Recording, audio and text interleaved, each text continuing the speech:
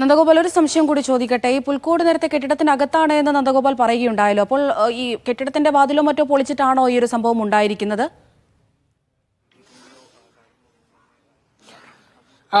അല്ല, ഈ കെട്ടിടത്തിന്റെ ഗ്രില്ലിട്ട ഒരു മുറിയിലാണ് ഈ പുൽക്കൂട് നിർമ്മിച്ചിട്ടുള്ളത്. നമുക്കത് ദൃശ്യങ്ങളിൽ കാണാൻ സാധിക്കും. അപ്പോൾ ഈ ഗ്രില്ലിന്റെ ഉള്ളിലൂടെ ഒരു വലിയ വടി കടത്തിയാണ് ഈ ക്രിസ്മസ് പുൽക്കൂട് തകർത്തിട്ടുള്ളത്. അതേസമയം ഈ പൂട്ട് തകർക്കാനുള്ള ഒരു ശ്രമവും നടന്നിട്ടുണ്ട്. പൂട്ടിന് മുകളിൽ പൂട്ട് തകർക്കാനുള്ള പാടുകളൊക്കെ തന്നെ കണ്ടെത്തിയിട്ടുണ്ട്. അപ്പോൾ അവിടെ നിന്നൊക്കെ ഈ ഒരു വിരലടയാളം ശേഖരിക്കുന്നുണ്ട് ഫോറൻസിക് വിദഗ്ധർ.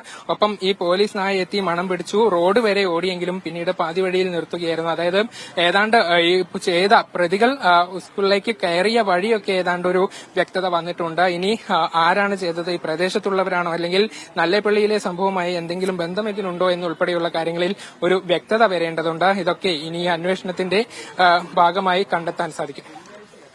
ഇപ്പോൾ നമുക്ക് അവിടെ അന്വേഷണ സംഘത്തെ, പരിശോധനാ സംഘത്തെയൊക്കെ കാണാൻ കഴിയുന്നുണ്ട് ദൃശ്യങ്ങളിൽ നിന്ന്. അപ്പോൾ ഈ വിരലടയാളം കേന്ദ്രീകരിച്ചുള്ള പരിശോധനകളാണോ നടക്കുന്നത്?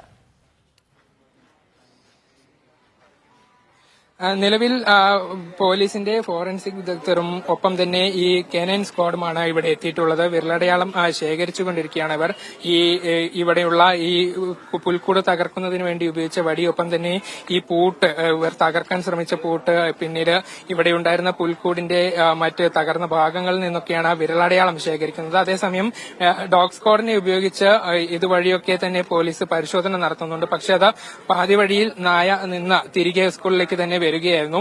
ഏതായാലും CCTV കൂടെ പരിശോധിച്ച് ഒരു അന്വേഷണം നടത്താൻ തീരുമാനിച്ചിട്ടുണ്ട്. സ്കൂളിന്റെ അകത്ത് CCTV ഇല്ല, പക്ഷേ സമീപത്തെ വീടുകളിലും ഒരു കടയിലും CCTV ഉണ്ട്. അത് നേരെ റോഡിലേക്ക് തിരിച്ചു വെച്ച നിലയിലാണ്. അപ്പോൾ ഇതുവഴി പോയവരുടെയൊക്കെ ദൃശ്യങ്ങൾ ആ CCTVയിൽ പതിഞ്ഞിട്ടുണ്ടാകുമെന്നുള്ളതാണ് നാട്ടുകാരൊക്കെ പറയുന്നത്. അപ്പോൾ ആ ഒരു ഭാഗം കൂടെ, ഈ CCTV കൂടെ പരിശോധിച്ച് ഒരു അന്വേഷണം നടക്കും. നന്ദഗോപാൽ, അതുപോലെ തന്നെ മന്ത്രി കെ കൃഷ്ണൻകുട്ടി നേരത്തെ അവിടെ എത്തിയിട്ടുണ്ടായിരുന്നല്ലോ. അദ്ദേഹത്തിന്റെ പ്രതികരണം എങ്ങനെയായിരുന്നു? ഈ ഒരു സംഭവത്തെക്കുറിച്ച് അദ്ദേഹം എന്താണ് പറഞ്ഞത്? സർക്കാർ ഈ വിഷയം വളരെ ഗൌരവമായി തന്നെ എടുത്തിട്ടുണ്ട് എന്നുള്ളതാണ്. മന്ത്രിയുടെ മണ്ഡലം കൂടിയാണ് ചിറ്റൂർ മേഖല. ഇവിടെയാണ് രണ്ട് സംഭവങ്ങളും നടന്നിട്ടുള്ളത്, നല്ലേപ്പള്ളിയിലും തത്തമംഗലത്തും. അപ്പോൾ മന്ത്രി ഇവിടെ നേരിട്ടെത്തിയാണ് ഈ ഒരു വിഷയം പരിശോധിച്ചത്. ഈ സംഭവം, ആക്രമണം ഒരു ബോധപൂർവമായി നടന്നതാണ് എന്നുള്ളത് മന്ത്രി പറയുന്നുണ്ട്. ഒപ്പം താൻ മുഖ്യമന്ത്രിയുമായി സംസാരിച്ചു, ശക്തമായ നടപടി എടുക്കുമെന്നുള്ളത് മുഖ്യമന്ത്രി ഉറപ്പ് നൽകിയിട്ടുണ്ട് എന്നുള്ളതും കൃഷ്ണൻകുട്ടി മന്ത്രി പറഞ്ഞിട്ടുണ്ട്. ഏതായാലും രണ്ട് സംഭവങ്ങളുമായി ഒരു സാമ്യതയുണ്ട്, പക്ഷേ അത് കൂടുതൽ അന്വേഷണത്തിൽ ഈ കാര്യങ്ങൾ തെളിയും എന്നുള്ളതാണ് മന്ത്രി പറയുന്നത്. കൃത്യമായ പരിശോധന നടത്താൻ, കൃത്യമായ അന്വേഷണം നടത്താൻ മുഖ്യമന്ത്രി തന്നെ പോലീസിന് നിർദ്ദേശവും നൽകിയിട്ടുണ്ട്. അത്തരത്തിൽ ഒരു പരിശോധനകളൊക്കെ ഇവിടെ പൂർത്തിയായിക്കൊണ്ടിരിക്കുകയാണ്. ഏതായാലും മന്ത്രിയുടെ ഒരു മേൽനോട്ടം കൂടി ഈ അന്വേഷണം പൂർത്തിയാവുന്ന ഘട്ടത്തിൽ ഉണ്ടാകുമെന്നുള്ളതാണ് മനസ്സിലാക്കുന്നത്.